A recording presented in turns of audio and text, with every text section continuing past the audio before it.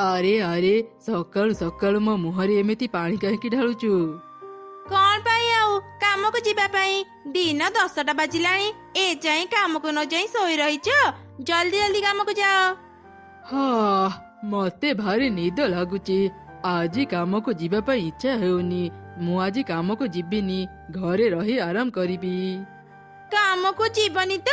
ତେବେ ଠିକ ଅଛି, ମୁଁ ବି ଆଉ ତୁମ ଘରେ ରହିବିନି। ତୁମ ପରି ଗୋଟେ ଗରିବ ଅଳସୁଆ ପକ୍ଷୀକୁ ବାହା ହେଇ ମୁଁ ବହୁତ ବଡ ଭୁଲ କରିଦେଲି। ଏବେ ମୋର ଦୁଇ ଆଖି ଯୁଆଡେ ବି ଦେଖାଯିବ ମୁଁ ସିଆଡେ ଚାଲିଯିବି।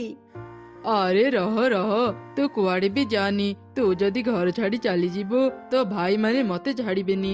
ତାଠୁ ଭଲ ହେବ ମୁଁ ଏବେ ହିଁ କାମକୁ ଯିବି। ଆଚ୍ଛା ତେବେ ଠିକ ଅଛି, ତୁମେ ଯଦି କାମକୁ ଯିବ ମୁଁ ଘର ଛାଡି କୁଆଡେ ବି ଯିବିନି। ଯାଅ ଯାଅ କାମକୁ ଯାଅ। ଆରେ ମା, ମୁଁ ଏବେ କାମ ଖୋଜିବାକୁ ଯାଉଛି। ତୁ ଏଇ ଘର ବାହାରେ ଖେଳୁଥିବୁ, ଏକୁଟିଆ ବେଶୀ ଦୂରକୁ ଯିବୁନି। ମା ମା, ଆଜି ତୁମେ କାମରୁ ଫେରିବା ସମୟରେ ମୋ ପାଇଁ ଗୋଟେ କଣ୍ଢେଇ ଆଣିଦେବ? ମୋର କେହି ବି ସାଙ୍ଗ ନାହାନ୍ତି, ତୁମେ ମତେ କଣ୍ଢେଇ ଆଣିଦେଲେ ମୁଁ ସେ କଣ୍ଢେଇ ସାଙ୍ଗରେ ଖେଳନ୍ତି। ମାରି, ମୁଁ ଏ ଯାଏଁ କାମ ପାଇନି। ମୁଁ ଯଦି କାମ ପାଏ ତୋ ପାଇଁ କଣ୍ଢେଇ ଆଣିଦେବି। ତୁ ଏବେ ମନ ଦୁଃଖ କରିବୁନି। ନା ନା ମା, ମୁଁ ଜମା ବି ମନ ଦୁଃଖ କରିବିନି।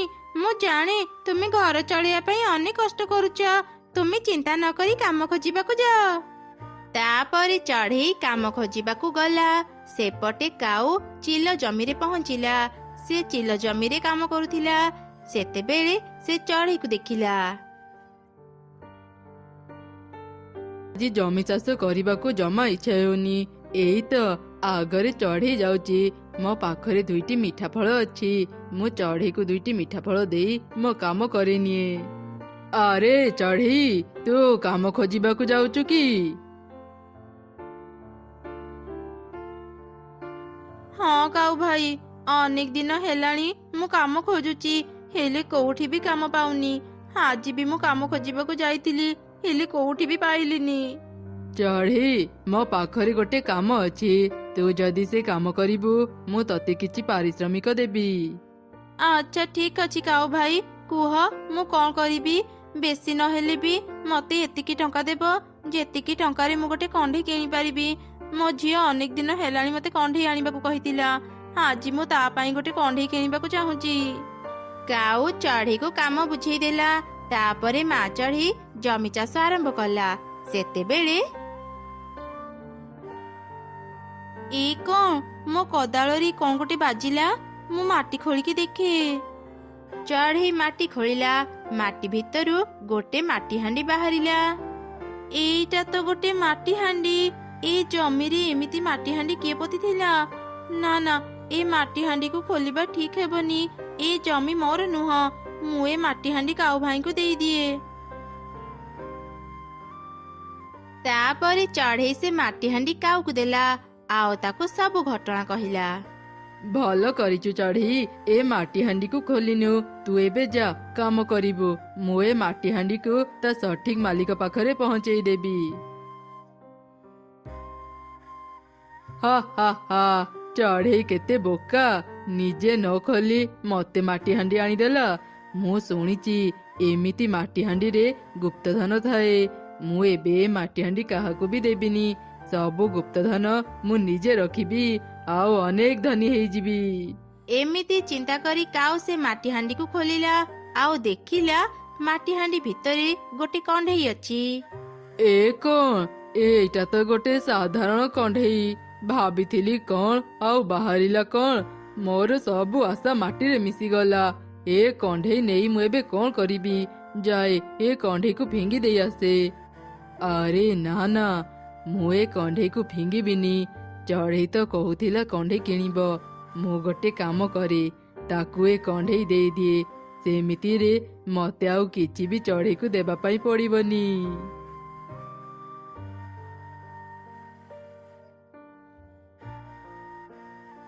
କାଉ ଭାଇ, ମୁଁ ପୁରା ଜମିକୁ ଚାଷ କରିଦେଲି।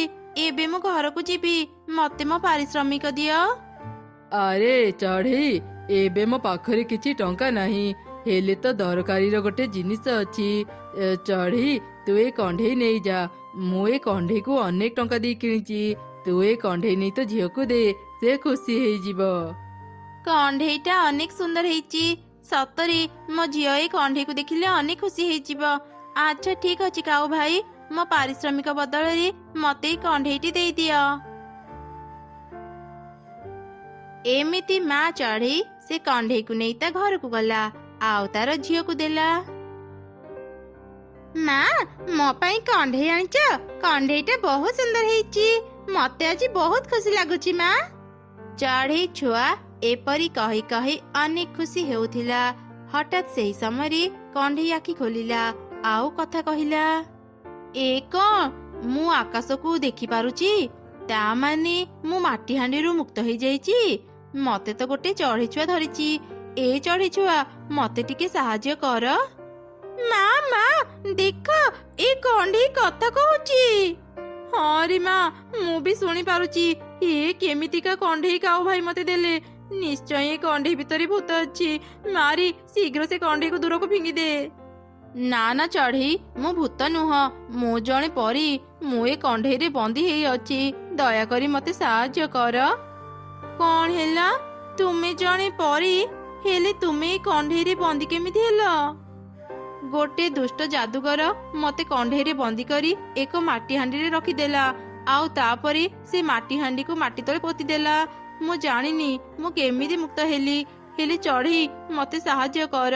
ତମେ ମାନେ ଯଦି ମତେ ସାହାଯ୍ୟ ନ କରିବ, ମୁଁ ସାରା ଜୀବନ ଏମିତି କଣ୍ଢେଇରେ ବନ୍ଦୀ ହେଇ ରହିବି। ହଁ, ମୋର ମନେ ପଡ଼ିଲା। ମୁଁ ଆଜି ଜମି ଚାଷ କଲା ସମୟରେ ଗୋଟେ ମାଟି ହାଣ୍ଡି ପାଇଥିଲି। ମୁଁ ସେ ମାଟି ହାଣ୍ଡି କାଉ ଭାଇଙ୍କୁ ଦେଇଥିଲି। ତୁମେ ନିଶ୍ଚୟ ସେଇ ମାଟି ହାଣ୍ଡି ଭିତରେ ଥିଲ। କାଉ ଭାଇ ମତେ ମୋ ପାରିଶ୍ରମିକ ନ ଦେଇ ଏଇ କଣ୍ଢେଇ ଦେଇଥିଲେ। ପରୀ, ମତେ କୁହ, ତୁମେ କେମିତି ଏ କଣ୍ଢେଇରୁ ମୁକ୍ତ ହେବ? ମୋ ଦ୍ୱାରା ସମ୍ଭବ ହେଲେ ମୁଁ ତୁମକୁ ନିଶ୍ଚୟ ସାହାଯ୍ୟ କରିବି। ଏ ଜଙ୍ଗଲର ପୂର୍ବ ଦିଗରେ ଗଲେ ତୁ ଗୋଟେ ନୀଳ ପର୍ବତ ପାଇବୁ। ସେଇ ନୀଳ ପର୍ବତରେ ଗୋଟେ ସୁନ୍ଦର ରଙ୍ଗ ବେରଙ୍ଗର ଫୁଲ ଗଛ ଅଛି। ସେଇ ଗଛର ଯାଦୁର ଫୁଲ ଆଣି କଣ୍ଢେଇରେ ଛୁଇଁଲେ ମୁଁ ଏ କଣ୍ଢେଇରୁ ମୁକ୍ତ ହେଇଯିବି। ଆଚ୍ଛା ତେବେ ଠିକ ଅଛି ପରୀ, ଆଜି ତ ସନ୍ଧ୍ୟା ହେଇଗଲାଣି। ସକାଳ ହେଉ ମୁଁ ନୀଳ ପର୍ବତକୁ ଯିବି। ଏମିତି ସେ ଦିନ ବିତିଗଲା। ପରଦିନ ସକାଳେ ଚଢ଼େଇ ନୀଳ ପର୍ବତକୁ ଗଲା। କିଛି ସମୟ ଖୋଜିଲା ପରେ ସେ ସେଇ ଫୁଲ ଗଛକୁ ବି ପାଇଗଲା।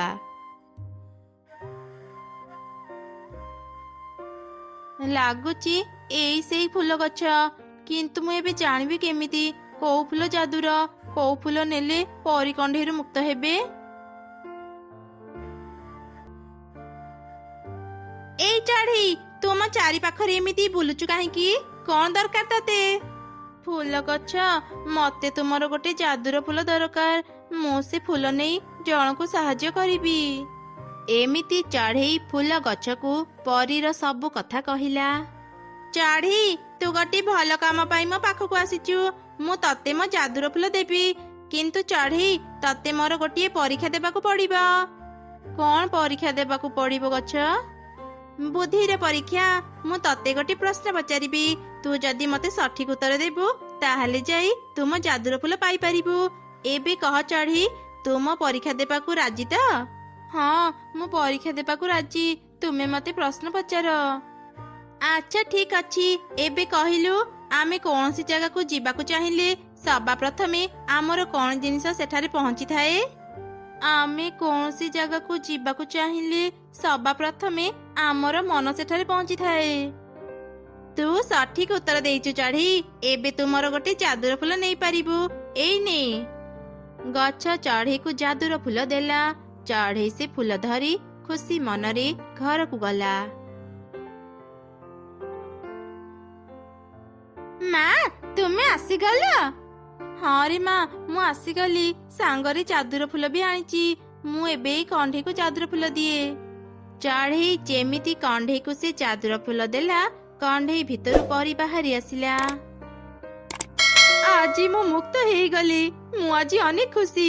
ଚଢ଼େଇ, ତୁ ବହୁତ ଭଲ। ତୋ ପାଇଁ ମୁଁ ଆଜି ମୁକ୍ତ ହେଇପାରିଲି। ତତେ ବହୁତ ବହୁତ ଧନ୍ୟବାଦ ଚଢ଼େଇ। ତତେ କଣ ଉପହାର ଦରକାର କହ? ତୁ ଯାହା କହିବୁ ମୁଁ ତତେ ସବୁ ଦେବି। ନା ନା ପରୀ, ମୋର କିଛି ବି ଉପହାର ଦରକାର ନାହିଁ। ତୁମକୁ ସାହାଯ୍ୟ କରିପାରି ମୁଁ ଅନେକ ଖୁସି। ଆରେ ସେମିତି କହିଲେ କେମିତି ହେବ?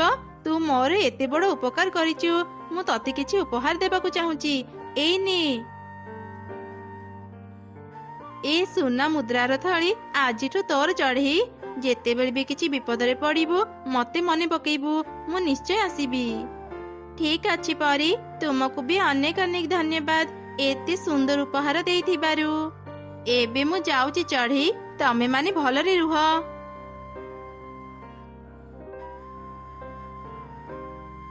ମା, ପରୀଙ୍କ ଦେବା ଉପହାରରେ ଏବେ ଆମର ଆଉ କିଛି ବି ଅଭାବ ରହିବନି। ଆମେ ଆଜିଠୁ ଖୁସିରେ ରହିବା ନା ମା? ହଁ, ତୁ ଠିକ କହିଲୁ ରେ ମା। ଏମିତି ସେମାନେ ଖୁସିରେ ଥିଲେ। ଏ ସବୁ ଘଟଣା ଦୂରରୁ କାଉ ଦେଖୁଥିଲା। ଏ ହେ, ସେଦିନ ମୁଁ ଚଢେଇକୁ ଏ କଣ୍ଢେଇ ଦେଇ କେତେ ବଡ ଭୁଲ କରିଦେଲି। ମୁଁ ଯଦି ସେ କଣ୍ଢେଇ ରଖିଥାନ୍ତି, ଏ ସୁନାର ଥଳି ମୁଁ ଆଜି ପାଇଥାନ୍ତି। ଏ ସୁନାର ଥଳି ଉପରେ କେବଳ ମୋର ଅଧିକାର ଅଛି। ଆଜି ରାତି ମୁଁ ଚଢେଇର ଏ ସୁନା ଥଳିକୁ ଚୋରି କରି ନେଇ ଆସିବି। କାଉ ରାତି ହେବା ଯାଏଁ ଅପେକ୍ଷା କଲା। ରାତି ହେବା ପରେ ଚଢେଇର ଘରକୁ ଗଲା, ଆଉ ତାର ସୁନା ଥଳିକୁ ଚୋରି କରି ନେଇ ଆସିଲା। ଭାରି ନିଦ ଲାଗିଲାଣି। ଏବେ ମୁଁ ଏ ସୁନାର ଥଳିକୁ କୋଉଠି ଲୁଚେଇବି? ଏଇ ଭଙ୍ଗା ହାଣ୍ଡିରେ ରଖି ଦେଇଥାଏ। ସକାଳେ ମୁଁ ସବୁ ସୁନା ବିକ୍ରି କରିଦେବି। ଏମିତି ଚିନ୍ତା କରି କାଉ ସେ ଭଙ୍ଗା ହାଣ୍ଡିରେ ସୁନା ଥଳିକୁ ରଖି ଶୋଇ ପଡିଲା। ପରଦିନ ସକାଳେ ନିଜ ଘରେ ପୁରୁଣା ଜିନିଷ ଥିଲେ ତାକୁ ବିକ୍ରି କରି 20 ଟଙ୍କା ପାଆନ୍ତୁ। ଆଣନ୍ତୁ ଆଣନ୍ତୁ, ନିଜ ପୁରୁଣା ଜିନିଷ ବିକ୍ରି କରି ଟଙ୍କା ନେଇଯାଆନ୍ତୁ। ଆରେ ମିଟୁ ଭାଇ, ଟିକେ ରୁହ। ମୋ ପାଖରେ ଗୋଟେ ପୁରୁଣା ହାଣ୍ଡି ଅଛି, ତାକୁ ନେଇଯାଅ। ଫିଙ୍ଗିବା ଅପେକ୍ଷା ସେ ହାଣ୍ଡିକୁ ବିକ୍ରି କରି 20 ଟଙ୍କା ତ ପାଇଯିବି। କାଉର ସ୍ତ୍ରୀ ସେ ଭଙ୍ଗା ପୁରୁଣା ହାଣ୍ଡିକୁ ବିକ୍ରି କରି 20 ଟଙ୍କା ପାଇଲା। ମିଟୁ ସେସବୁ ଧରି ସେଠାରୁ ଚାଲିଗଲା। ଏ କଣ, ତୁ 20 ଟଙ୍କା ସକାଳୁ ସକାଳୁ କୋଉଠୁ ପାଇଲୁ? ଘରେ ଯୋଉ ପୁରୁଣା ହାଣ୍ଡି ଥିଲା, ମୁଁ ତାକୁ ବିକ୍ରି କରି ଏ 20 ଟଙ୍କା ପାଇଲି। ତୁ ଏ କଣ ସର୍ବନାଶ କରିଦେଲୁ? ଏବେ ମୁଁ ବୁଝିଲି, ଅନ୍ୟର କ୍ଷତି କରି କେବେ କେହି ଖୁସିରେ ରହିପାରେନି।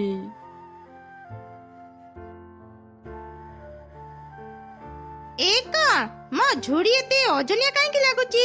ଏ ପୁରୁଣା ହାଣ୍ଡି କିଣିଲା ପରଠୁ ହିଁ ଏମିତି ଓଜନିଆ ହେଇଯାଇଛି। ନିଶ୍ଚୟ ଏ ପୁରୁଣା ହାଣ୍ଡିରେ କିଛି ମଇଳା ଜିନିଷ ଅଛି। ମୁଁ ନ ଦେଖିକି ଆଣି ଆସିଲି, ଏବେ ତାକୁ ଫିଙ୍ଗି ଦିଏ।